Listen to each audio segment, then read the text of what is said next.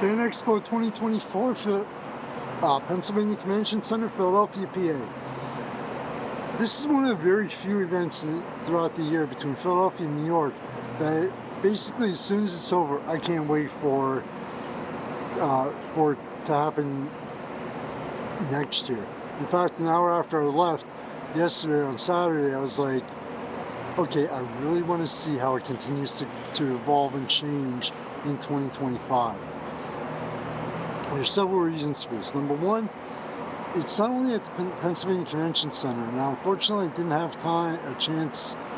2025, but we'll be doing an overnight and checking out some of the after hours events.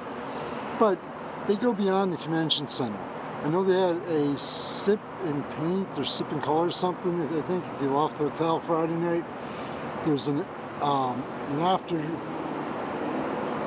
hours dance party at a nightclub on the concourse. Federal Chicken and Donuts was the official fan meetup, so they really reach out no matter what city they are.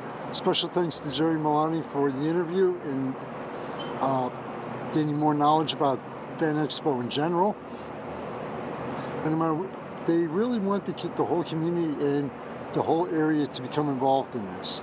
Another reason that I love it so much is that the pricing is, it's not out of range where you can take your entire family. I saw a father there with their kids. If you check out a couple of video clips I did, there's even about, I showed one to my boss, and even he started off, he goes, man, he said there's people of all ages there.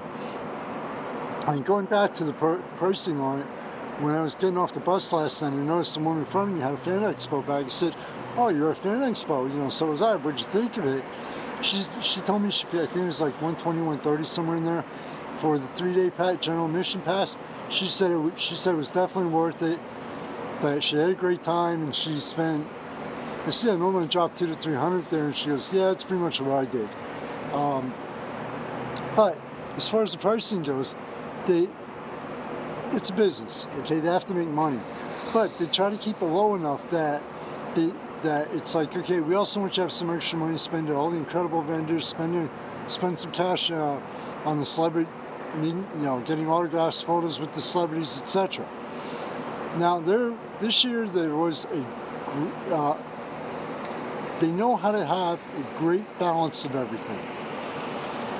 First floor is, when you walk in, the first floor is several rooms with panels and discussions. They have a Japanese arcade. Unfortunately, this year I didn't have a chance to go down.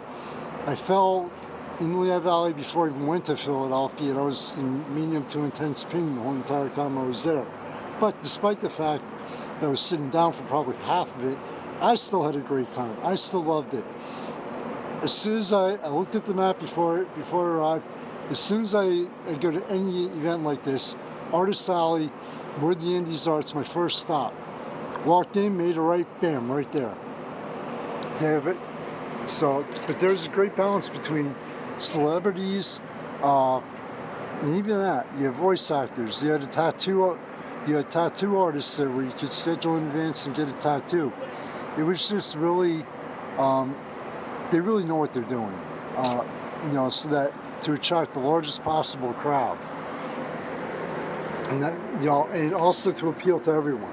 Now, Fan Expo they say it's for the fans and about the fans, and that is something that they really stick to the core of. Like I said, it's for everyone. It's so much more than a Comic-Con. It's so much more than even a Fan Expo or convention.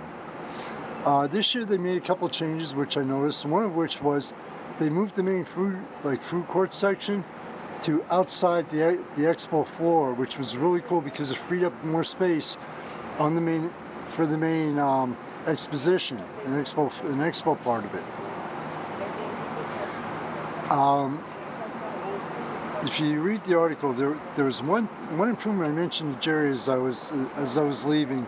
There's one improvement that they could have made. I actually did a panel on, attended a discussion on comic book self-publishing, and it was community stage, I think. It was a long day and a long week, but that part of it They could have moved to like somewhere more out of the way because it's kind of towards the center, and even with the mics turned up, it was kind of hard to understand what people were saying with all the crowd noise. I mean, I went on Saturday, which is the best and worst day to go, depending on what you're looking for. The best day because there's the most going on. The worst day, huge crowd. Check the video. But this year, the way the layout was, even though the place was packed, you could still, it wasn't that difficult to move around. I mean, you had some choke points and everything, but they were minimal. I'm already looking forward to 2025.